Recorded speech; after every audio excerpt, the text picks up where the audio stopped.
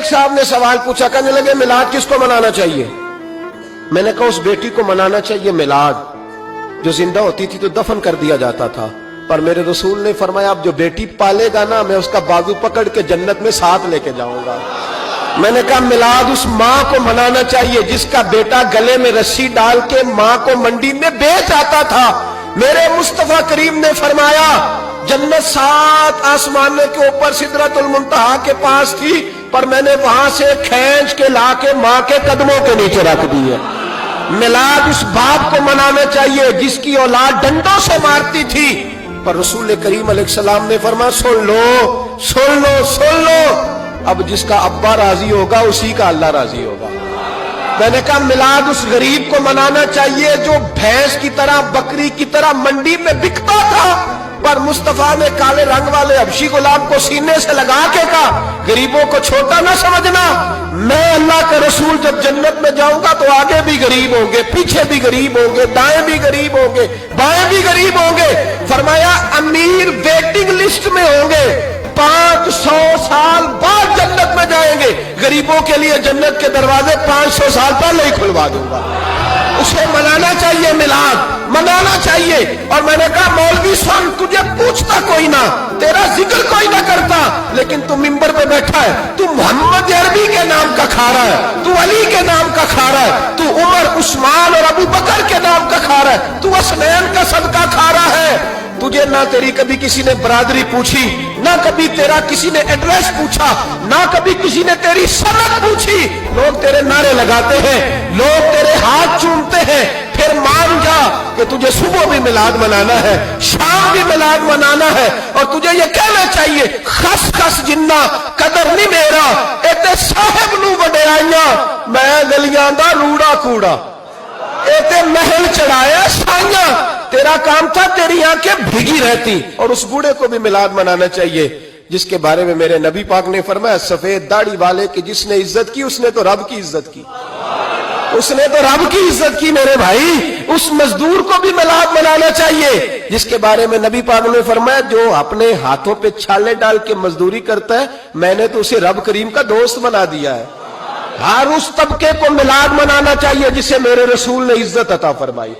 اس بہن کو بھی میلاد منانا چاہیے جس کے بارے میں نبی پاک نے فرمایا اگر کسی کا باپ چلا جائے اور اس کے حصے میں بہنیں آ جائیں، 4 بہن، 3 بہنیں یا 2 بہنیں بیاہ کے جو آیا تم سے، میرے محبوب نے فرمایا میری انگلیاں جڑی ہوئی ہیں نا، اس طرح میں اسے اپنے ساتھ جوڑ کے جنت میں لے کے جاؤں گا۔ اس بہن کو میلاد نہیں منانا چاہیے۔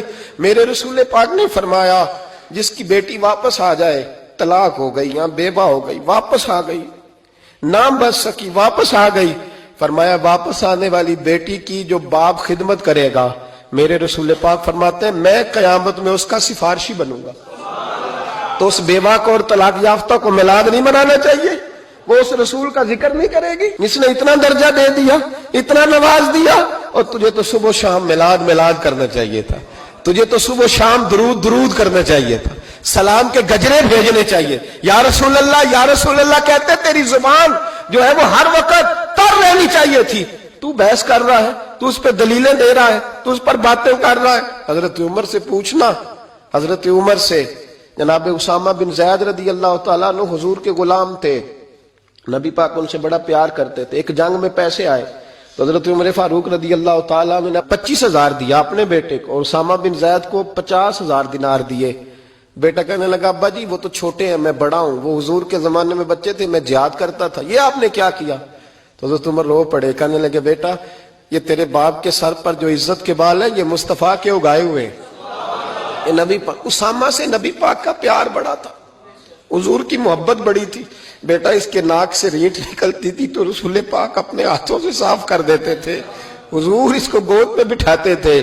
میں کیسے بھول جاؤں رسول پاک کے احسانات کیسے۔ حضرت عمر جا رہے تھے تو مکے کے رستے میں ایک تنا آیا، کھجور کا خشک تنا، حضرت عمر نے اس کو بازوؤں میں لے کے رونا شروع کر دیا۔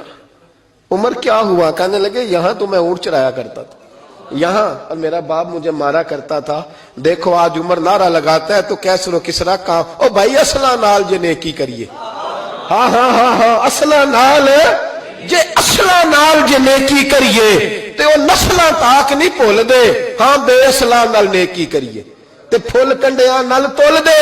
اور سن تیری دنیا بھی حضور کے صدقے بنی اور تیری قبر میں بھی کوئی ساتھ نہیں جائے گا, کوئی ساتھ نہیں جائے گا. قبر میں بھی مصطفیٰ کریم صلی اللہ ہو. اور دیکھنا قبر کے اندر بھی کبھی کوئی گیا ہے؟ قبر میں بھی رسول پاک, قبر میں بھی رسول پاک, قبر میں بھی رسول پاک. میرے استاد فرمایا کرتے تھے بتاؤ جس قبر میں نبی پاک آئیں گے وہاں عذاب کیا ہونا ہے؟ جب حضور ہی آ گئے تو عذاب کیا ہونا ہے؟ نبی پاک تو جدھر سے گزر جائیں رب وہ جگہ جنت بنا دیتا ہے. وہاں کیا عذاب ہونا ہے؟ وہاں تو دیدار ہونا ہے. تیری قبر میں بھی نبی پاک. اور حضور نے فرمایا میزان عمل پہ عمل تولیں گے تو پھر بھی میں تمہارے پاس ہوں گا. حضور علیہ السلام نے فرمایا پل صراط سے گزرو گے تو پھر بھی میں تمہارے پاس ہوں گا. اور میرے رسول پاک علیہ الصلوۃ والسلام نے فرمایا جب تم جنت میں جانے لگو گے تو پھر بھی میں تمہارے. تو بتا تیرے رسول تو ہر وقت تیرے ساتھ ہے, تو کب کب نبی پاک کے ساتھ ہوتا ہے؟ تو بتا نا تو کب کب نبی پاک کے ساتھ؟ میں چھوٹے جلسے کا قائل ہوں, لمبی محفل میں گزارش کرتا ہوں دوستوں سے کہ لمبا جلسہ نہ کرو. لیکن ایک جگہ پہ میں گیا تو ایک بڑے پڑھے لکھے آدمی نے مجھے کہا مولانا ان کو سمجھائیں, آدھی رات تک بٹھائے رہتے ہیں, ان کو سمجھائیں. میں نے کہا میں سمجھاؤں گا پر آپ بھی ذرا اپنا لبو لہجہ تھوڑا دھیما کریں.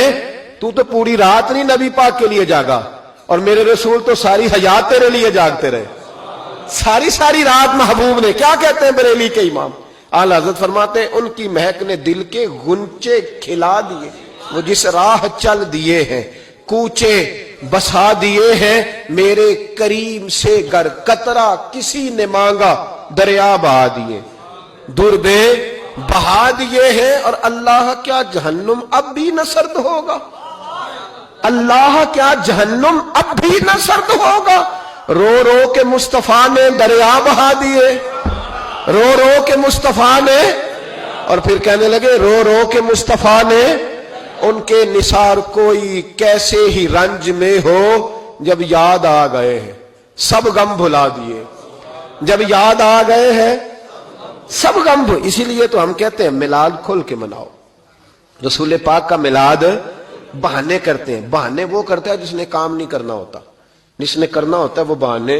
اعلیٰ حضرت نے جو پروگرام دیا وہ بڑا لمبا چوڑا ہے, کب تک کا تجھے کیا بتایا. اعلیٰ حضرت فرما گئے حشر تک ڈالیں گے ہم, حشر تک ڈالیں گے ہم پیدائش مولا کی دھوم, اور مثل فارس نجد کے قلعے گراتے جائیں گے اور خاک ہو جائیں عدو جل کر, مگر ہم تو رضا دم میں جب تک دم ہے ذکر ان کا سناتے جائیں.